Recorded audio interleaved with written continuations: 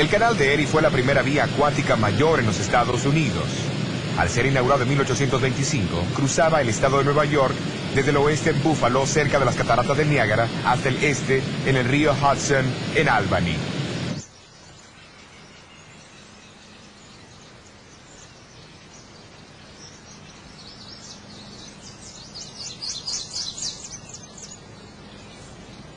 A una hora de viaje al este de Rochester se encuentra el pequeño pueblo de Puerto Gibson. Su localización cerca del canal lo hacía ser el punto principal para los envíos del área. También fue el hogar de un activo laico metodista, Hiram Edson, que en 1843 aceptó el mensaje del pronto regreso de Cristo enseñado por Guillermo Miller y sus asociados. Decenas de miles de otros en los Estados Unidos, seguidores de Miller de Puerto Gibson, esperaron fervorosamente por el día 22 de octubre de 1844, puesto que en ese día ellos creían que el Señor vendría, para cumplir con la profecía de los 2300 años de Daniel 8:14. Al ver el brillo de la primera luz de la mañana del siguiente día sobre las aguas del canal, estos mismos creyentes fueron sobrecargados con chasco y desesperación. Y la sustancia de nuestra historia consiste en ver cómo ellos pudieron percibir, más allá de su propio error, la clara luz de Dios, guiando en tres distintas maneras.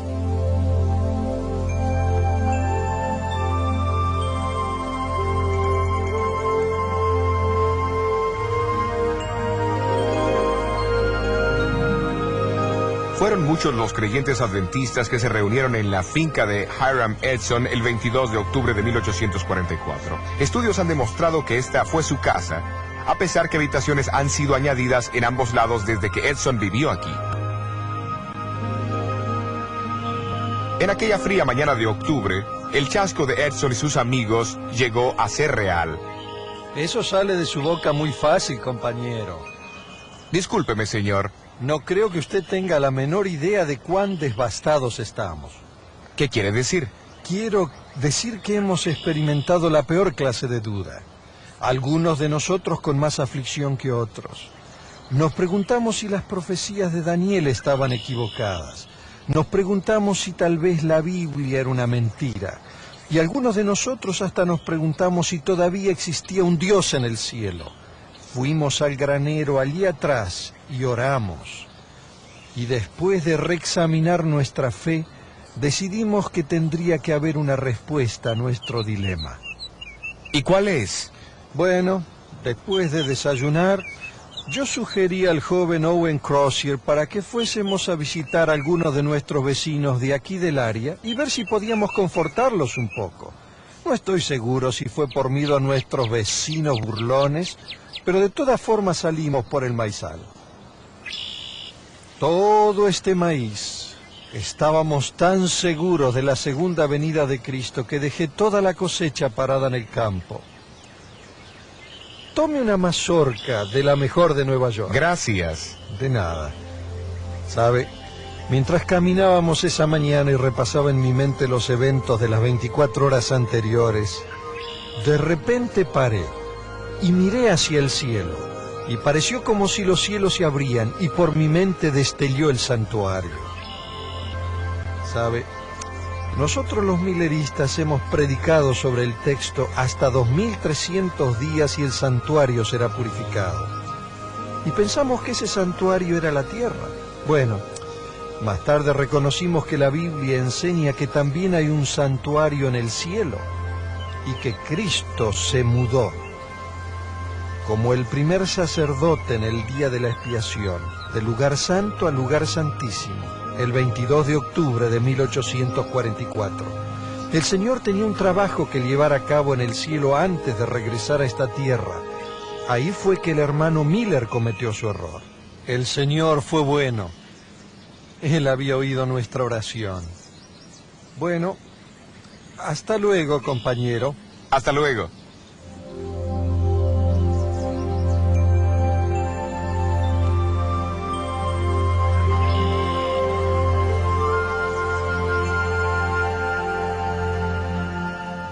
En los meses que siguieron, Hiram Edson y sus asociados continuaron estudiando el tema del santuario y su purificación. Al pensar en su propia experiencia, se maravillaron de las similitudes entre su chasco y el de los discípulos en el tiempo de la crucifixión de Jesús. Finalmente, Edson convenció a su amigo Crozier para que publicase sus hallazgos en una edición especial del periódico seguidor de Miller, La Estrella del Día, el día 7 de febrero de 1846.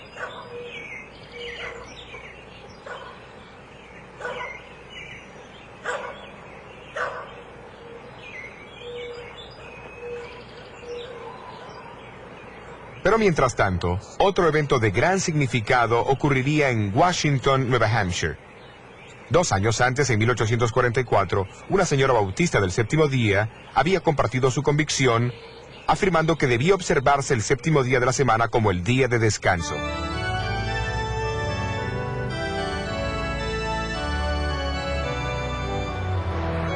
La observancia cristiana del séptimo día como día de reposo ha persistido a través de la era cristiana.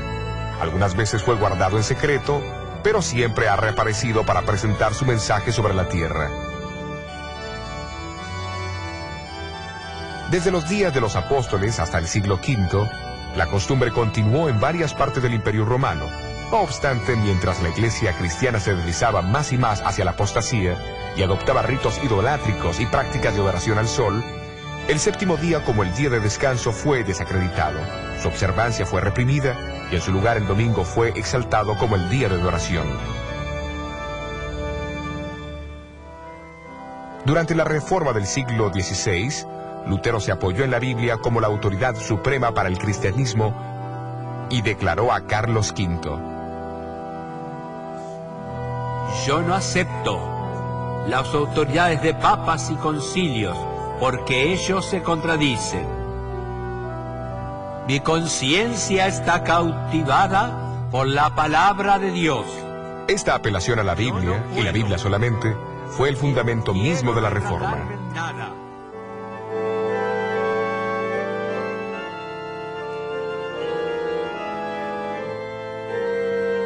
Mientras la Reforma continuaba, surgió un diálogo en la Iglesia con respecto al tema del domingo y el sábado. Los que guardaban el sábado afirmaban que no había ninguna prueba en la Biblia que apoyara la observancia del domingo. Como resultado, la observancia del séptimo día como el día de descanso se desparramó por Europa, incluyendo a Inglaterra.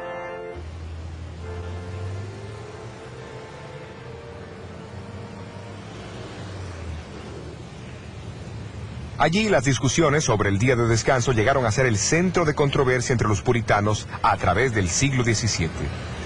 Se involucraron personas influyentes y entre los muchos que defendían la observancia del séptimo día, había un abogado inglés, jefe de la mayoría en la Cámara de los Comunes.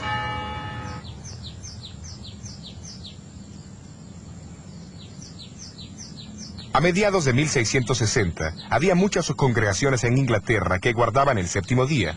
Un miembro de una de ellas fue el doctor Pedro Chamberlain, médico de 3 reyes Estuardos, Jaime I, Carlos I y Carlos II de Inglaterra. Un contemporáneo de Juan Bunyan, Chamberlain era un perspicaz estudioso de la Biblia. Estas palabras fueron grabadas en su tumba en el terreno de la iglesia de Woodham Mortimer, Essex. En cuanto a su religión, él fue un cristiano que guardó los mandamientos de Dios y la fe de Jesús, siendo bautizado alrededor del año 1648 y observó el séptimo día como día de descanso por más de 32 años. Chamberlain fue miembro de la Iglesia Bautista del Séptimo Día, un pequeño grupo que se había separado de la Iglesia Bautista por sus convicciones con respecto al sábado a comienzos del siglo XVII.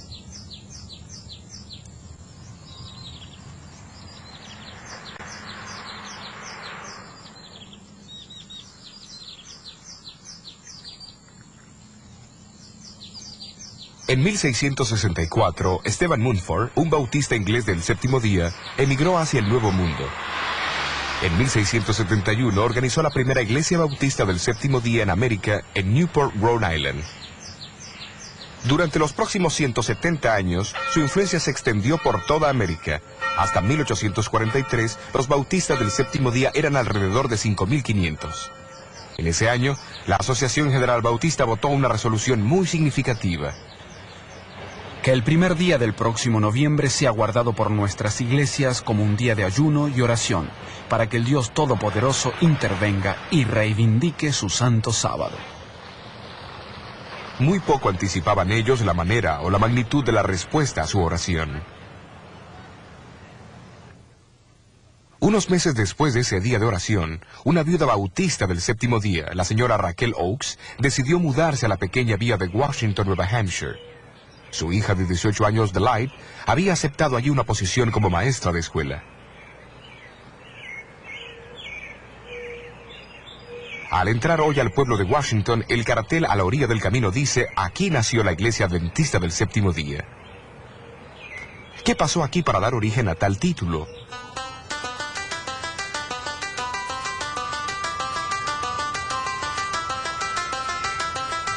Esta sólida iglesia de madera se encuentra ahora lejos del centro del pueblo, pero antes se encontraba en el medio de una próspera comunidad agrícola.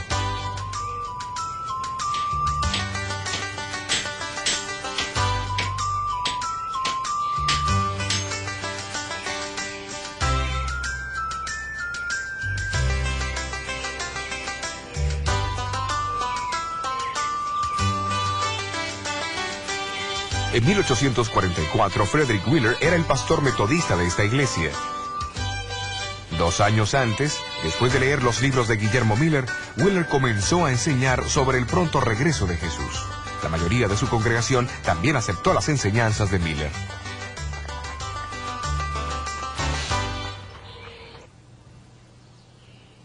Un domingo por la mañana, Wheeler se encontraba detrás de este púlpito de la iglesia de Nueva Hampshire en el servicio de la Cena del Señor. Durante el sermón animó a la congregación a ser fieles en guardar todos los mandamientos de Dios. La señora Oakes, la bautista del Séptimo Día, que asistía a la reunión, apenas pudo contenerse. Cuando el pastor la visitó poco después, ella aprovechó la oportunidad. Pastor Wheeler, Hola, me alegro Raquel. de verlo. He esperado por este momento. Quiero hablarle sobre algo muy importante. ¿Cuál es el tema de hoy? Pase. Gracias, señora Oakes. Es un hermoso hogar.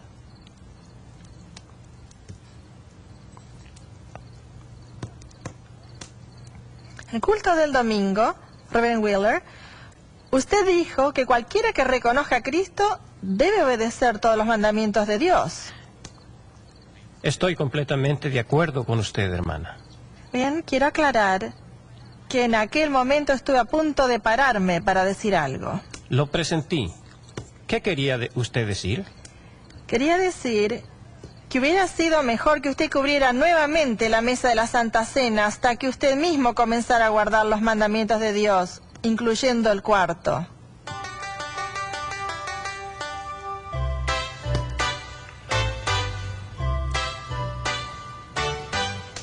Y así Frederick Wheeler conoció la verdad sobre el sábado. Poco después él guardó su primer sábado. Predicó un sermón alusivo al sábado, y así llegó a ser el primer ministro adventista que guardó el séptimo día. No mucho tiempo después del gran chasco, Guillermo Farnsworth, que en ese entonces estaba llegando a los 40 años, se levantó de la banca de la familia Farnsworth durante el culto y también declaró su intención de guardar el sábado.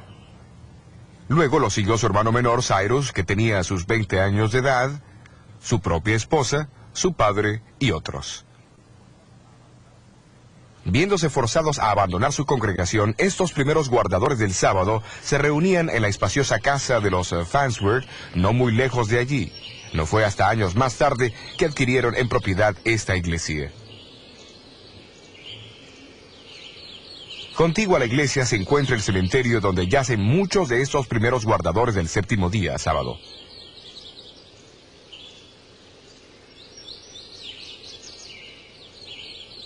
Esta lápida revela que Cyrus Farnsworth se casó más tarde con Raquel Delight Oakes, la maestra e hija de la señora Raquel Oakes.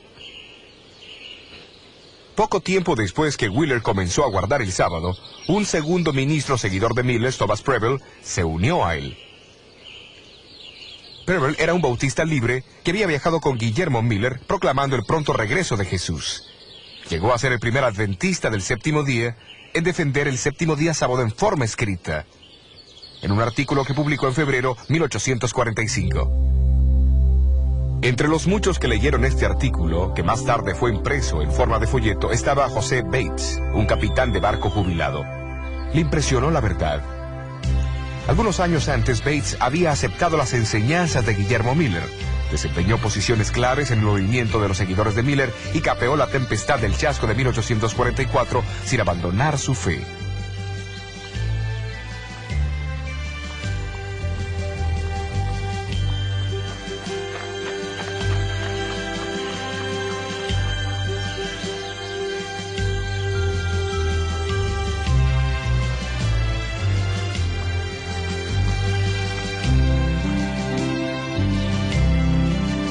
Al oír sobre el grupo que guardaba el sábado en Washington, viajó hacia allá, pero en el camino se encontró con Frederick Wheeler en su hacienda de Hillsborough.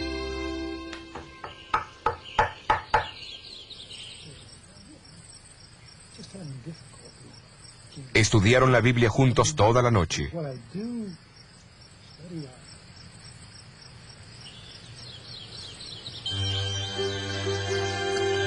A la mañana siguiente, ambos siguieron hacia Washington a la casa de Cyrus Farnsworth.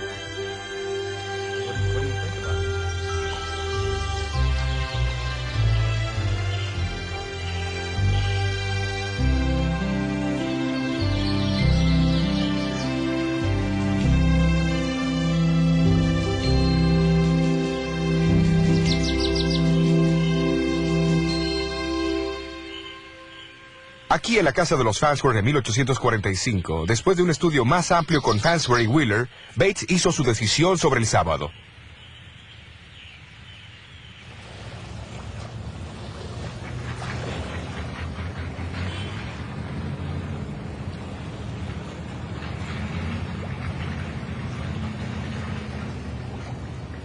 Al regresar Bates a su casa, estaba cruzando el puente entre Fairhaven y Nueva Bedford, Massachusetts. Hoy solo resta el acceso al puente.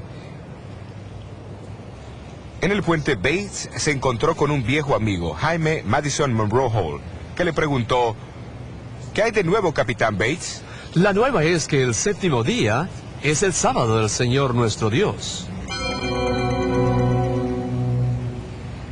Y Bates dedicó el resto de su vida a la proclamación de esta nueva.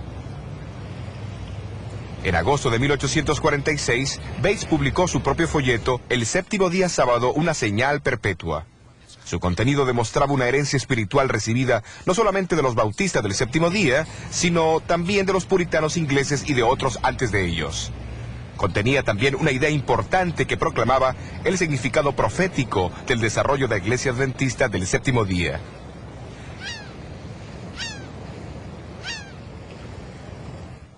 Después que Bates empezó a guardar el sábado, notó algo que los seguidores de Miller habían pasado por alto. Ellos habían visto en su movimiento el cumplimiento de los dos primeros mensajes de los ángeles de Apocalipsis 14, que tenían que ser proclamados antes de la segunda venida de Cristo. Pero había un mensaje del tercer ángel. Bates notó que Apocalipsis 14:12 describe a los que proclaman estos mensajes como aquellos que guardan los mandamientos de Dios y tienen la fe de Jesús. Esto confirmó en su mente la importancia de los mandamientos. A él le parecía que el tiempo había llegado para aquellos que habían proclamado los 2 primeros mensajes de los ángeles. Reconocieran el tercer mensaje y guardaran los mandamientos de Dios y el sábado, el cuarto de ellos. A comienzos del año 1846, Bates recibió una copia del periódico La Estrella del Día, donde se explicaban las ideas de Hiram Edson sobre el santuario celestial y el ministerio de Cristo en el lugar santísimo. Inició correspondencia con Edson y aceptó su invitación para asistir a una conferencia que se daría en Puerto Gibson más tarde ese año. Allí Edson compartió sus conocimientos sobre el santuario, pero Bates también tenía algo para compartir. Mientras Bates delineaba sus razones para guardar el séptimo día sábado, Edson se levantó y declaró: «Esa es la luz y la verdad. El séptimo día es el sábado, y yo estoy contigo para guardarlo». Y así lo hizo hasta el día de su muerte.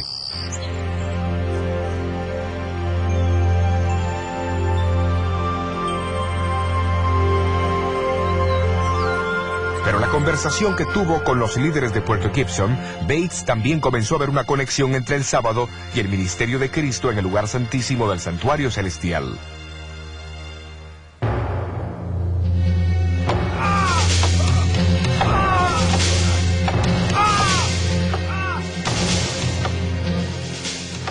Jesús se encontraba en el centro de ambas doctrinas. En una, Él era el completo sacrificio como Cordero de Dios, y también el sumo sacerdote, administrando la sangre y purificando el santuario.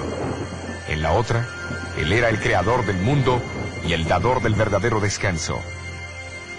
La conferencia de 1846 fue la primera expresión de esa conexión.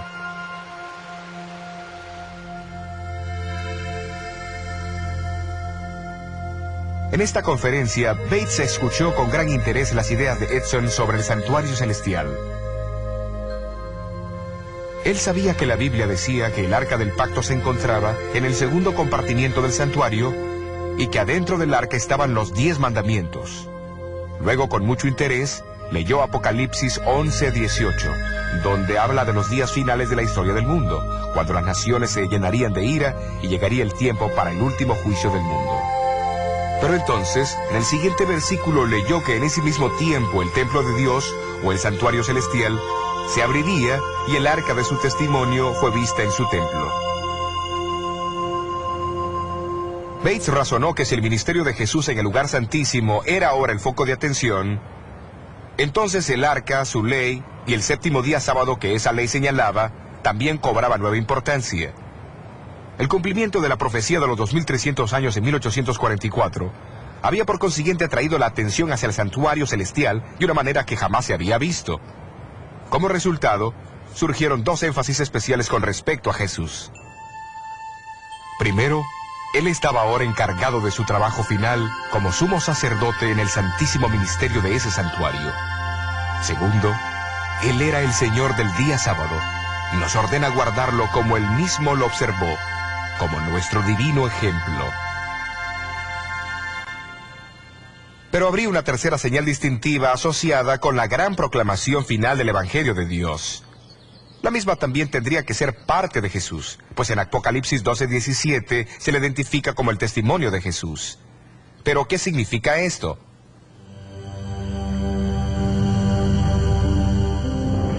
En Apocalipsis 12, Juan describe a la mujer vestida del sol como símbolo de la iglesia. La ve esperando el nacimiento de Jesús, después siendo perseguida y huyendo al desierto, donde Dios la protege por un periodo de 1260 años. Entonces el versículo 17 dice: el dragón fue airado contra la mujer y se fue a hacer guerra contra los otros de la simiente de ella, los cuales guardan los mandamientos de Dios y tienen el testimonio de Jesucristo. Una comparación entre Apocalipsis 19:10 y 22:8 revela que el testimonio de Jesús, identificado como el espíritu de profecía, opera a través de los profetas, aquellos individuos que Él escogió para que comunicasen su testimonio a su pueblo. El profeta Joel del Antiguo Testamento dice: y será que después de esto derramaré mi espíritu sobre toda carne, y profetizarán vuestros hijos y vuestras hijas, vuestros viejos soñarán sueños, y vuestros mancebos verán visiones. Y aún también sobre los siervos y sobre las siervas derramaré mi espíritu en aquellos días. El contexto de estos versículos señala hacia el cumplimiento final en los días anteriores a la llegada del gran y terrible día del Señor. El siglo XIX revela varios cumplimientos impresionantes de esta predicción.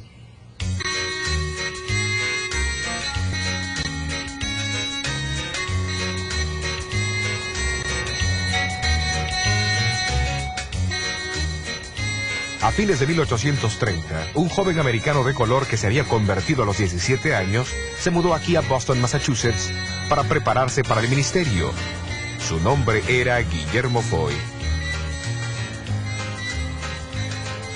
En 1842, Foy recibió 2 visiones impresionantes. Más tarde publicó una descripción en un folleto titulado La experiencia cristiana de Guillermo E. Foy, junto con las 2 visiones que recibió en los meses de enero y febrero de 1842.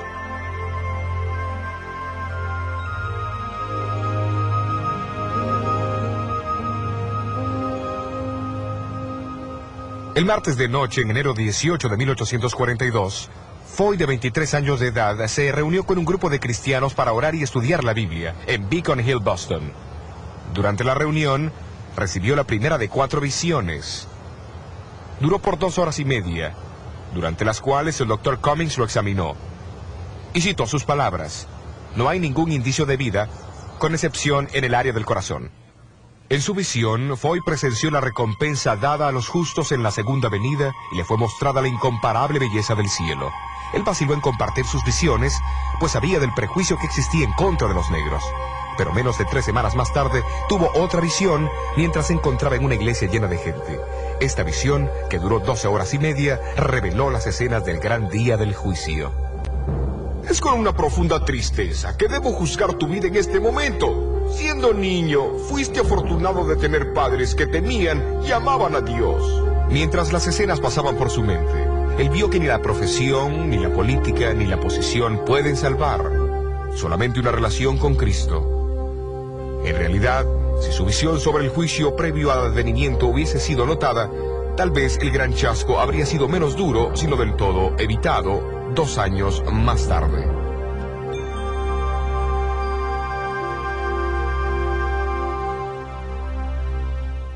Foy fue encomendado a contar a otros lo que él había visto, y durante los meses que siguieron predicó intensamente, creando gran sensación donde quiera que fue. Vastas multitudes lo escucharon contar lo que él había visto sobre la patria celestial y la necesidad de prepararse.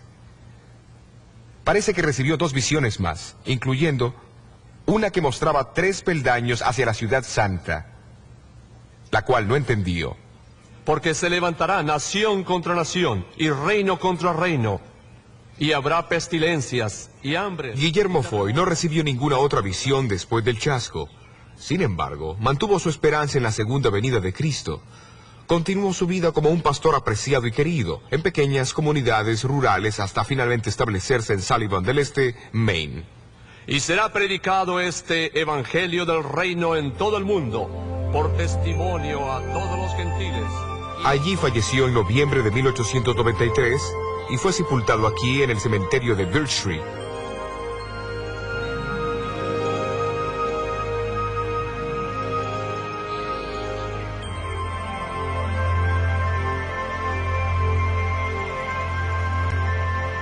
Poco después del gran chasco, Dios dio el don profético a otro, Hazen Foss, que vivía en Pollen, Maine. Tenía 25 años de edad, una buena educación y era un buen orador y creyente en el pronto regreso de Jesús. En su primera visión, vio el viaje del pueblo adventista hacia la ciudad de Dios. La misma corroboraba las visiones de Foy e incluía la visión de los 3 peldaños por los cuales el pueblo de Dios llegaría a la ciudad santa. Después del chasco, le fue dicho que compartiera lo que había visto, pero temiendo la oposición, Foss se negó. En una segunda visión, nuevamente le fue encomendado que compartiera lo que había visto, pero a pesar de eso se negó. Siguió una tercera visión en la cual le fue dicho que había sido puesto en libertad y que la carga caería sobre uno de los más débiles entre los débiles, que obedecería el mandato del Señor.